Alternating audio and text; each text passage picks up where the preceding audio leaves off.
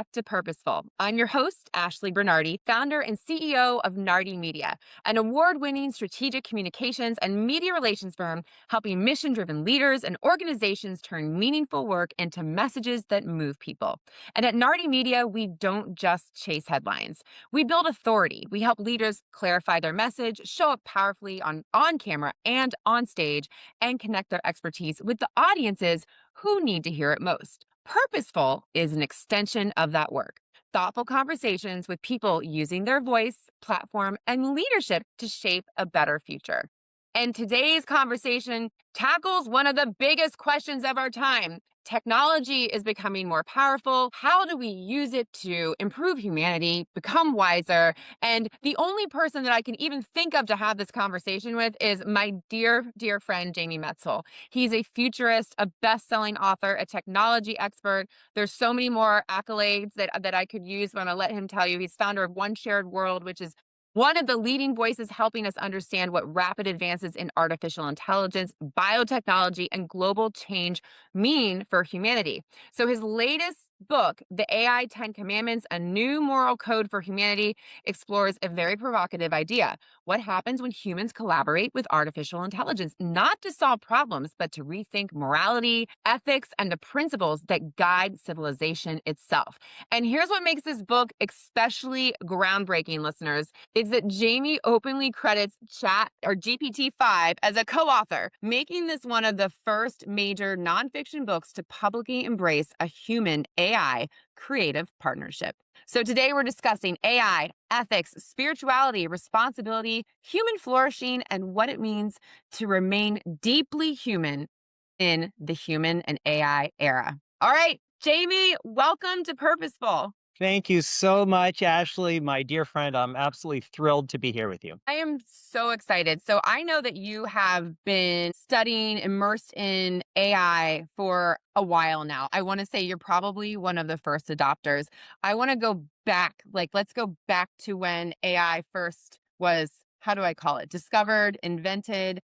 What Mhm. were your initial thoughts? Well, the origins of at least the words AI go back to the mid 1950s. And so I wasn't around. But certainly in my lifetime, when what we've called machine learning, and then it's become AI, and then it became popular AI in November of 22 with ChatGPT, I was thrilled and I was really excited because I've been working on these issues for over 30 years. And I had predicted that so many of these things were coming. And so it Yep. wasn't that I was surprised, but I was kind of delighted because when something doesn't exist in the world and you start thinking about it and then writing about it and speaking about it, saying this thing is coming, you've imagined it in your head, but it's not there. And so I really believed that we were going to get to a place, not exactly this, but kind of like this, because of the work that I've been doing for so many decades on exponential change and what it means when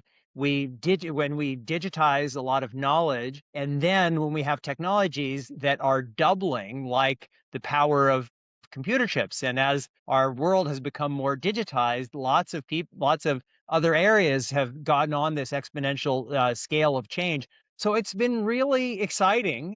And I wrote my last book, Super Convergence, was all about all of the ways in which this can really help us in healthcare, agriculture, energy, data storage, advanced materials that can help us live healthier, longer lives, live more sustainably, help other species and other humans thrive, all these wonderful things. But in that book, what I said was we can imagine an amazing future. And with these same technologies and capabilities, we can imagine a terrible future. So, what's the Right. difference between the great future we can imagine and the terrible future that we fear, both of which could be driven by these same technological innovations? And the difference is us and our values and our ethics and how we realize those values in everything that we do. And that's been the through line for all of my work. And I very much focus on technology, but my question is always not technology, yes or no. There's no off button for most of this stuff. Yeah. The question is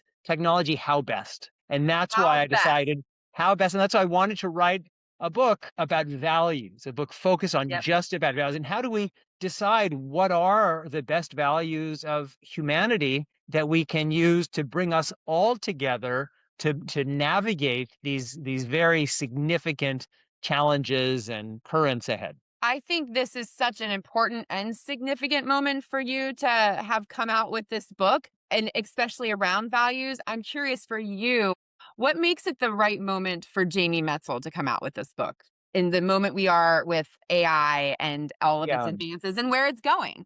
Yeah, so I've been kind of an evangelist for these technologies for many, many years, but I've never been or wanted to be a blind optimist because every technology for all of history comes with upsides and downsides. And we can say, well, agriculture, that seems like a good thing. But agriculture brought us standing armies and mass murder and nuclear war and all of these things, which are direct outgrowths of agriculture. Even the stirrup, you go ride horses and they go, how nice we have a stirrup. You can hold on to the horse, you can get on the horse easier. That couldn't possibly have a downside. But actually, when stirrups were first introduced and the Mongols realized they already had horses, how they could use stirrups to be able to shoot arrows from galloping horses, they conquered the entire known world, and about Mhm. 10 million people lost their lives. So technological innovations are neither inherently good nor bad. They don't come with their own built-in value systems. It's up to us to infuse our best values into these technologies. So in my own life, I'm always struggling with this. I'm always, even separate from the technologies, asking, what does it mean to be a human? What does it mean to be the best possible human? And that maybe some of that is about technology, but a lot of it is about ethics and Yeah. personal values and community and something you know a ton about, family, investing in family, all these other things that make us human. And yet, every time we have a radical technological innovation, it has some influence over all of those things. Agriculture did. It changed us from living as hunter gatherers to living as farmers. And then through civilization and industrialization, we lived all of these different lives. We built lights so we could actually stay out at night, and that changed the rhythm of our lives. It changed, in some ways, the nature of intimacy. All of these things are all really connected. So I'm always struggling with these questions personally, separate from technology. But in with all these technology innovations, I've been at the center of a lot of these debates. As you know, Ashley, Yeah. I was, after my book Hacking Darwin came out about human genetic engineering, I was a member of the World Health Organization Expert Advisory Committee on Human Genome Editing. We were really struggling with what should be the right guardrails and standards for applying CRISPR and other genome editing tools to human embryos with massive implications for the future of our entire species. And so I wanted to write a book that really focused the values question. We all come from different traditions. I was invited after Hacking Darwin to give a talk at the Vatican and to write a paper for the Vatican, a journal, which I did. But all of us are coming from these different traditions. But these technologies are global technologies, and so we're going to have to figure out, as humanity, what's the right way, not in every detail, but writ large. How do we want to manage this transformation in these technologies? And so you actually were part of the One Shared World journey, the global interdependence movement that we launched after the COVID-19 breakout. And so what I wanted to do is to ask this question: what does it mean? I love all of our individual traditions. I'm not against them at all. But is there a way to look at all of our human traditions from our different spiritual, moral, Mhm. ethical traditions and religious traditions, and then say, are there common themes running through all of those? And it turns out that it's very difficult for any one of us. I mean, I've spent a huge portion of my life reading books, but walk into any library, no matter how fast a reader you are, you're not going to be able to read every book in that library, let alone every book in every library. But we have a partner who can do that. And that's why AI, it's not some kind of alien intelligence coming from outer space. The data set for AI, it's us. It's thousands of years of our collective cultural history. And so my question was, well, how can we use this magnificent tool of AI to look at us ourselves in a more holistic way, kind of like the Artemis 2 astronauts can see us holistically when they're looking at Earth from space. And what they said is, well, we don't see countries and we don't see races. What we see is this little precious ball of life in this otherwise dark universe. And I thought that if we can't see ourselves from the perspective of the Artemis 2 astronauts, we're missing something. And if we can't see ourselves from the perspective of our common humanity, we're also missing something. And so I wanted to explore the possibility of AI, in spite of all the dangers in AI and the legitimate fears. Maybe this could be a very special thing that it could do, help us see ourselves with a broader aperture than might be possible for us on our own. That's right. And, one of the most, I think, talked about or unique parts of this book is that GPT-5 is listed literally on the cover here as a Yes. co-author. And Yep. you and I know this, Jamie, but many people Yep. quietly use AI tools. Very few are publicly acknowledging that Right. partnership. I don't know any other books that right now that says Yeah. author Yeah. and GPT-5. So Yes. why was transparency around co-authorship important to you? Yeah, thank you, Ashley. It's a great place. I would even call it radical transparency. And so Yeah, truly. let me just tell you a little bit about how I wrote the book and why I felt it was so important to do that. And then I'll broaden that out Yeah, in please. larger context. And so this book stems from a talk that I gave 2 years ago at the Chautauqua Institute in upstate New York. And that talk was on the future of AI. I gave it in their famous 6,000 person outdoor amphitheater where six presidents have spoken. And I got this 6,000 person standing ovation. So they invited me back for the next year and they said, "We'd like for you to speak on anything." And I thought a lot about what I wanted to do. And I thought, well, I wanted to talk about the future of AI, but that to connect that with the tradition of Chautauqua of religious pluralism, because it started Mhm. out as a place for Methodist Sunday school teachers, and now it grew into this place where so many different world religions are represented and people in those communities. And so I did the old fashioned go to Walden Pond thing. I just went to the park and I reflected, well, what do I wanted to talk about AI and spirituality, pulling those themes together. And I thought, what do I want to say? And then I put my talk together and I gave that talk and I talked about the intimate connection between technological innovations and all of our religious and spiritual traditions. What we call world religions are all agricultural religions. Based on the new realities that agriculture created, Protestantism is unimaginable separate from the innovation of the printing press. So it's inevitable that AI will have a lot to say about our religious and spiritual and ethical traditions. And then I went through our different traditions and I went through our 10 commandments, our traditional 10 commandments, and read them literally. And I explained, well, most of us wouldn't be for these it when read literally. And just because it's like, well, my neighbor doesn't have an ox nor a manservant for me to covet. I get that coveting isn't good.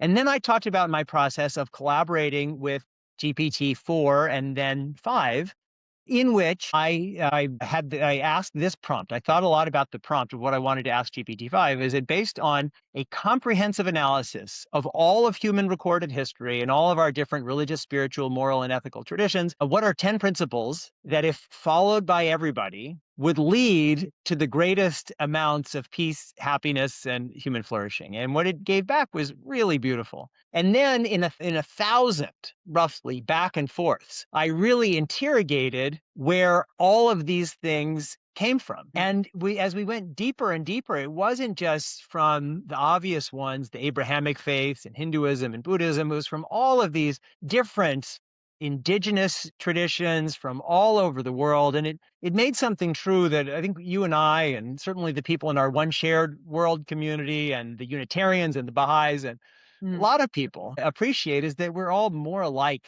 each other than different. Every one of our yeah. traditions is striving to ask the same questions and do the same things. How do we live moral, ethical lives? How do we get along with the people around us? How do we increase levels of harmony and happiness? But our ancestors, if people believe that their ancestors were on the top of Mount Sinai, they had no clue that there were different civilizations here in the Americas that had their own beautiful traditions that were asking these same questions and maybe answering them slightly differently with amazing wisdom that could be drawn upon. And so we all have our wonderful different traditions, but that's what I said, is we could have something based on all of us. Anyway, after the talk, as I was walking around, there's the campus in upstate New York. It's mostly older people. I was mobbed by the old people, and they said, "Give me the AI 10 Commandments." I want them. And I said, I'm going to write a book. And so I decided to do that. And so then to your question, here's how I wrote the book. First, again, I went back to Walden Pond and I made a very, very detailed, extensive outline. Then I went through my outline and I looked for specific areas where I wanted to have a few paragraphs where I was summarizing a vast field of knowledge. And here's just one example. I make a point in the book. AI has the potential to see us comprehensively, kind of like we have when looking down from above at an ant colony. And Mhm. so then I trained GPT-5 on my writing style. And I said, and I put in that thesis statement, and I said, I'd like for you to generate 3 paragraphs in my style, making with this header paragraph, making these 5 points. And it would do it. And it generally was no good the first time. And then I'd say, not quite right, make these 5 changes, and then back, and then these 5. So a bunch of back and forths. Then when it was decent, I would put it in Microsoft Word. I would do a full line edit,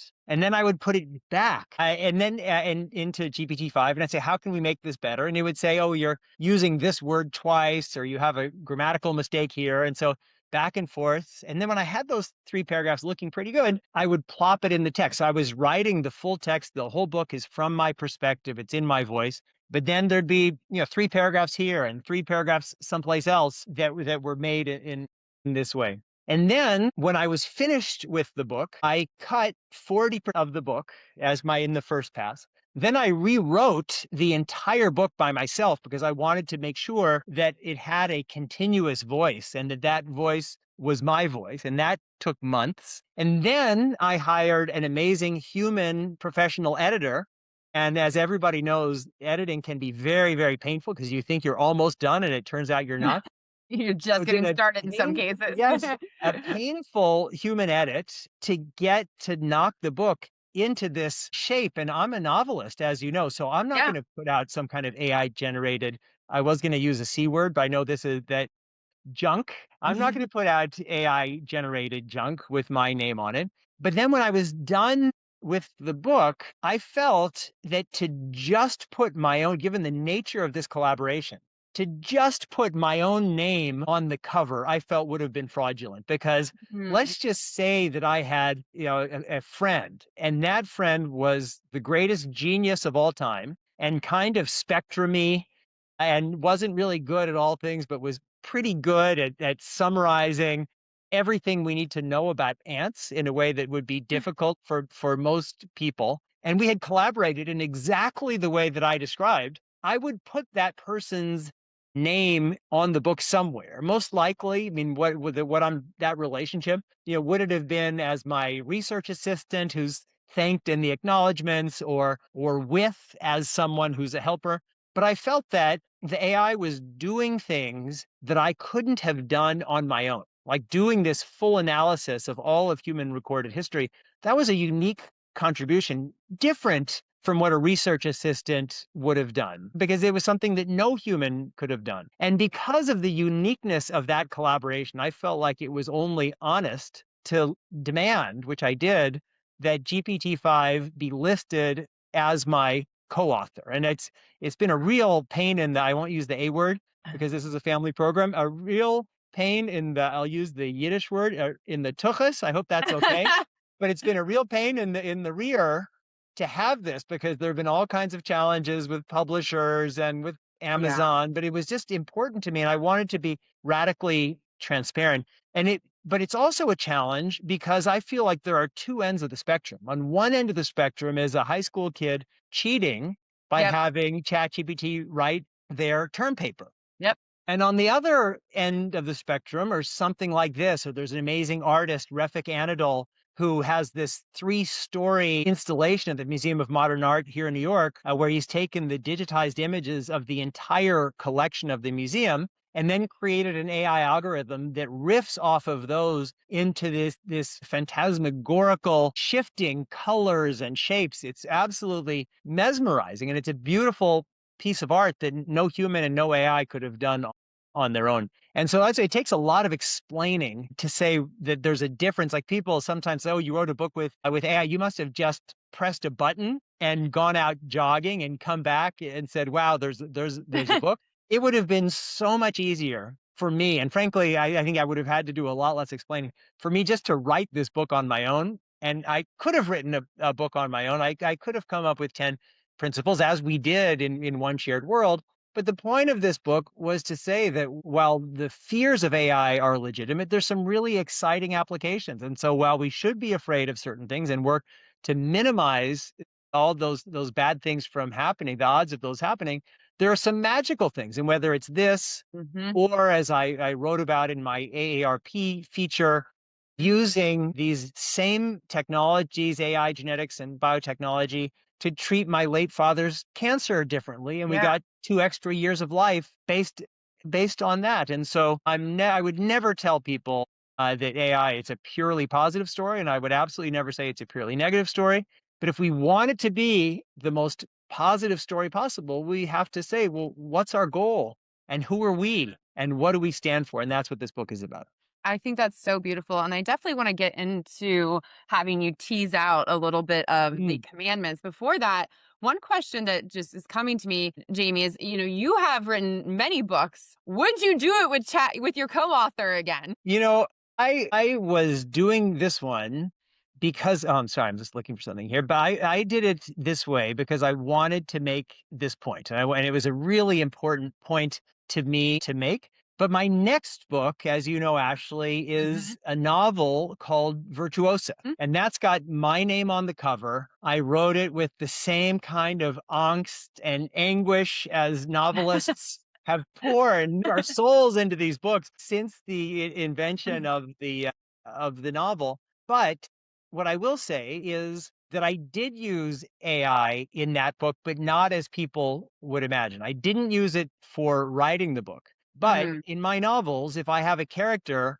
that is something other than me, let's say I have a character who's a beekeeper, what I'll do is I'll go and I'll spend a few days with beekeepers and I'll talk to them and try to learn about their lives and what it's like and the rhythms. And so one of the characters in this novel is a really incredible next generation robot that can play classical music in some very astonishing and unexpected ways. And so what I did as my not for the writing of the character, but for the background understanding of that character is first I wrote the description of the character and I came up with my full sense of that character's identity. And then I put that into GPT-5 and I said, we're going to have a conversation, a role play, and you are this robot with this background. And we had these beautiful conversations about the nature of creativity and music. Again, they didn't go directly into the novel, but they helped me understand that character in a way that was unique. I'm the first generation of science fiction writers in history who, when writing about a machine, can have a conversation with the machine about what it feels like to be a machine. And I think that's pretty incredible. I mean, right now, It is. people can feel the downsides. People are afraid of losing their jobs. People don't like data centers. There's a lot of downsides, and people can see some of the upsides, maybe better healthcare, maybe better services when you call with a problem or whatever. And all that stuff is very real. But we all have myself included, have a harder time just imagining things that are beyond or can be beyond our imagination. I mean, just the first person to plant a seed at the beginning of agriculture, they would have had a very hard time saying, "Oh, I'm planting this seed right now, and this one seed is going to lead 12,000 years from now to the International Space Station." Like, Right. how could they have imagined that? But that's what was happening. Yeah, that's wild now that you say that. That is exactly what has happened. And I love using that ant farm as a way to kind of paint that picture. I One thing that I feel like listeners might be wondering is, okay, so why the 10 commandments, we know the 10 commandments, they've shaped civilization for thousands of years. So why use one of humanity's oldest moral frameworks to talk about one of humanity's newest technologies? But maybe that's kind of what we were just talking about with the agriculture and, headed to space. Right. So what I would say is one, I really value the biblical, I call the OG Ten Commandments. It's one of the most important moral and ethical texts in all of human history, and it underpins a lot of our legal codes and justice codes and human rights codes. So I really value that. And so you're right. I could have made this the AI 4 principles or the AI 12 principles. But what I wanted to do was to put these principles into a format that was immediately recognizable for people. And Yeah. so that's why I chose, like, it's just a people already have this sense, a 10 commandments, that's a format that we know and it's familiar. And it made it possible for people to compare the biblical 10 commandments with all of their strengths and these new ones. And I wanted to be very clear, and I was honored to have very strong supportive quotes from the Yeah. Vatican and from America's leading, in my view, Reform rabbi, the amazing Angela Bookdahl, on the back cover of the Mhm. book. But the Ten Commandments, it's a familiar organizational principle for people. So, can you give us our audience a teaser of one that you want to highlight today? Yes. All right. So I will do it here. Because I really kind of love them all, but my favorite one is the 10th one. Remember the sacredness of life, live Mhm. with awe, gratitude, and love. And I think that if we do that, it kind of encompasses everything else. But there are other, like number 7, live in harmony with nature and all forms of life. 6, resolve conflict with fairness, forgiveness, and the intent to heal. I mean, they're all really quite beautiful, and I've They are. never read them to a community where people haven't said, "Oh, those feel very intuitive." And is it Yeah. possible to negotiate certain things of language? Like, for example, there's one, it says, "Do no harm," and that's not possible. I mean, it's not possible to do no harm. I had a wonderful podcast conversation with the great philosopher Peter Singer, and he said, "Well, if it says do no harm, shouldn't everybody be a vegetarian or maybe even follow the ahimsa of the Jain tradition, which I think is very beautiful?" Yeah. And but the answer to that is probably yes. I mean, probably we should not that we can't do no harm, and we have all these microbiomes in our body, and things are there's just harm in the world. It's the nature of the world. But I think it's okay to articulate a set of aspirational principles, because I think that's one of the problems, not problems, but one of the challenges of the original 10 commandments is they become it's hard if it says don't covet your neighbor's ox or manservant, you have to say, well, that means don't covet other stuff. Mhm. And so I just think that they're very intuitive, and that's why I think people who are reading them, like if you had a new set of AI 10 commandments, again, not based on AI wisdom, based on our collective wisdom, and it said, steal as much as you can, optimize your power relative to others. I think we would say, well, that doesn't intuitively feel right. And so I think these principles do feel right to people. Yeah, they feel, and I think that's a perfect word, is they do feel intuitive. So I do also want to talk about the gap that you may see between technology and human wisdom. So you've said that we're living through the most asymmetrical moment in human history. Technology is accelerating exponentially while wisdom and governance move slowly. So where do you see that gap showing up most dangerously right now? Because I'm curious if society is just moving too slowly to keep up with AI. Yeah. Yeah. I think I of course totally agree with that. Our technology is advancing exponentially, our understanding is increasing linearly, but our governance and regulatory structures and norms and infrastructures are only inching forward glacially. And that mismatch can be really dangerous. And we saw it with social media, where social media happened relatively quickly. Here in the United States, we made a terrible decision in Section 230 of the Telecommunications Act to say that these tech companies shouldn't be regulated as publishers, and so they had no Mm. responsibility for what they essentially published. And then they had this profit motive to drive attention and engagement, and the algorithms made clear that the way to do that is to get people riled up, get people fighting against each other, and that's why our society is being completely torn asunder. And if we have the same strategy for AI, which is far more powerful than social media, than that we have for social media, we're going to be in far, far greater trouble, both here in the United States and globally. But the good news is that we don't need to invent an entire new morality. We don't need new ethics. We have Mm. so many of the principles that should be used to guide this, but what we need is governance at every level. We need government regulation, of course, but at every level of society, we all have a responsibility in playing our role to work toward the kind of future that we want and work to prevent the kinds of terrible futures that we may not want. And certainly every person has a role with that. And then there's a real danger here in the United States because big tech and crypto are co-opting our government through the electoral system and campaign contributions and all the issues that we have with unregulated contributions. And this is dangerous because if these technological revolutions are created to benefit a small number of people at the expense of everybody else, we're going to have a revolt, and that's not going to be good for everybody. So we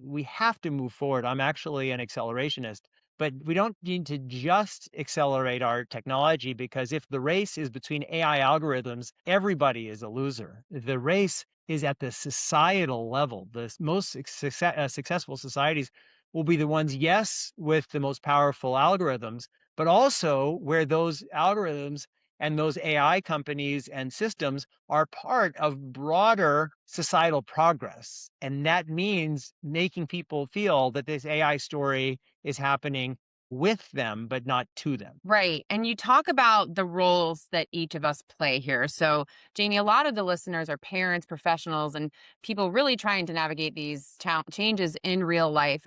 I, I think of the kids, and as you know, I'm raising three girls, And three amazing girls. three amazing girls. But the interesting thing about what's happening in my house with my kids is I have two kids who think AI is ruining the environment and ruining our brains. I have three kids who refuse to use it. And then if I use it to put together packing lists for vacation, they roll their eyes and they think mom didn't put any thought or effort into this because mom had AI do it for her. And so I like, what advice do you have? Like, what conversations should parents be having at home about Yeah. the role AI plays? Because I still have not figured that out in my house. Yeah, yeah, that's so interesting. So I think all your listeners have as much wisdom as I have, but I'll just give you my 2 cents and my thoughts. And I actually align with your two daughters in a way that I certainly believe that we need to educate our kids to know a lot about technology,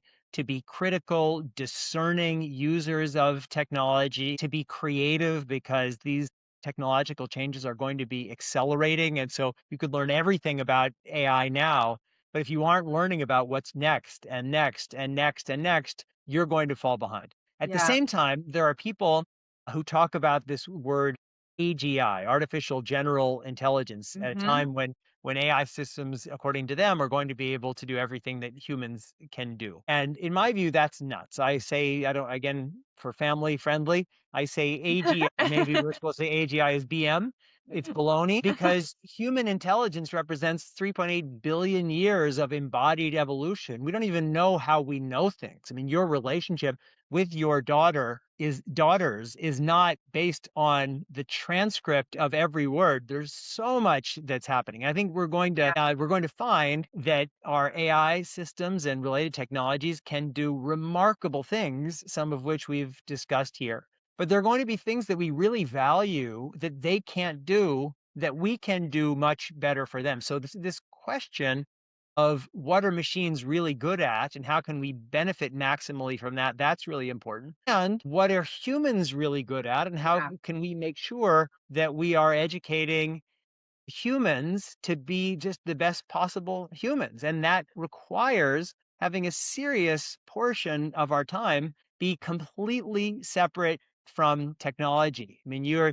your daughters are musicians, Yep. and it's wonderful that they're playing these centuries old instruments, which are all about human mastery and human Mhm. relationships with music. And I think that that's great. So nobody has all of the answers. I love what AI systems can do. Right now, we have billions of young people, brilliant kids all around the world who don't have access to quality schools, they don't have access to all kinds of books, and to have an AI personalized tutor, and all you need is a $40 smartphone anywhere in the world. I mean, that is amazing, and we're all going to be big beneficiaries of unlocking those additional minds to contribute to everything that we value. So I'm a big believer in old-fashioned parenting around play, around Hmm. separation from technology, around reading. I mean, I write books, so this may be self-serving. I think kids should read books. At the same time, they need to be fully technology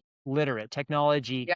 native, but not all the time. Because I see it at home that, we have a lot of technology here, and I really try to turn it off, but we can feel the pull, those little pings and text messages and bells and whistles, and it's disrupting the continuity of thought. So we have to define for ourselves, what does it mean to be a great human, and then Yeah. invest in being great humans. That's actually my closing question for you, Jamie, is that, as you know, the podcast is called Purposeful. And when machines can create, write, solve problems, collaborate alongside humans, what does it mean to live a meaningful human life today? It's a wonderful question. And like I said, I don't think machines are going to be able to do everything. But if there's a thing that machines, I think the human imagination is limitless, human capacity is limitless. So if a machine can do something better than us, I don't think it's a good idea to say, well, I'm going to have a whole professional career being a second-rate machine. I mean, it's like, I mean, there are some people who do it, like if you're a bespoke farmer and you want to farm by hand because you believe that farming by hand connects to a spiritual tradition and you value that, I think that's great. But I also think it's great that we have machines that are doing a lot of the labor of farming so that you and I can do the things that we love to do. And so I think that it's a balance, but the technological revolutions should have nothing to say about human purpose. Human Mm, purpose is something that our species has been wrestling with for so long. It's at the core of what it means to be a human. So I think we should spend a lot of time thinking about purpose and goals and missions and values and aspirations. And then we should say, well, in order to get there, what's the right mix of my human stuff and machine stuff? I mean, in your household, I'm sure you're pretty happy that you have a washing machine and a dishwasher, because if you didn't, a lot of the time that you would be spending with your daughters, you or somebody would be spending washing clothes and doing the dishes. that's And right. so I just think that we should use these technologies to serve our humanity and Mm. not vice versa. And if we do that, and if we optimize the benefits and minimize the harms, this could be a really exciting moment. And if we optimize the harms while minimizing the benefits, the opposite could also be true. That's so true. And I do will say, Jamie, you do make it feel hopeful when sometimes in conversations I have in my communities with my friends and AI is scary, it's taking over our jobs. There is an element of hope here and we have reason to be hopeful. Yeah. No, we do. There's reason to be anxious and there's reason to be Yeah. hopeful. Anxiety has been preserved by evolution because when we're scared of something, it inspires us to get off our rears and act. And there will be harms. Every technological revolution has harms, and I don't want to minimize that. We definitely need to alleviate those harms and help people who have been harmed. But there are also really exciting benefits. And so everybody in all of our lives, we should be asking the question, well, where am I going and why? And Yeah. then how do I use these different capabilities? And some are human capabilities and some are machine capabilities. And maybe for some people, those are religious or spiritual capabilities and assets and relationships. And we put those together into a life, but without a purpose driving that life, then we're just bouncing around without rhyme or reason. So purpose has to start everything. It's a purpose, a sense of what we're trying to achieve and why and who we are. And then we can get moving in trying to turn that vision into a reality. It's never perfect and things always change and we zig and zag. But that's why we need communities like this because we're not alone and we can learn Right. from each other and learn with each other. So beautiful, Jamie. And I think it's a great, these are great action items, questions to leave with the viewers today of, who are you? What is your purpose? Where are you going? What are your values? Starting there. And then, of course, checking out Jamie's new book, The AI 10 Commandments. Jamie, where can our listeners go to find out more about you and this book and all your books? Well, oh, thank you so much. So the easiest place is my website, jamiemetzl.com, JAMIEMETZL.com. Don't put a second E. People have been trying for my whole life. No second E. And there's also, and that site has links to the individual sites for the books. But if you want to go to the AI 10 Commandments site, it's the AI 10 Commandments, spell out the word 10, the AI 10 Commandments.com. And there, if you want, I have my AI ethics bot, which is trained on all of my writings and interviews over the last 30 years. And you can ask it any question you want. And it sounds exactly like me, so much so that It does. I've I, tried it. I showed it to my partner, my girlfriend Malika, and she asked one question, it answered. And then she started yelling at it, like, why are you 57 years old and not married? What's wrong with you? So it's very realistic, but it's actually, I think it's very thoughtful, if I don't say so myself, in its responses. So people may want to check that out. Yeah, definitely go check that out. Jamie, thank you so much for spending time with us here today. I appreciate you, our friendship, your knowledge, your brilliance, and especially for writing this book and all your others. You're awesome. You're the best. Well, you're the best, and it's just such a pleasure to be with you today and always. Thank you. All right, listeners, we learned a lot today, not just about artificial intelligence, but what it means to be human. Thank you so much for spending time with us. And until next time, stay curious, stay thoughtful, and stay purposeful. I'm Ashley Bernardi. We'll see you next time.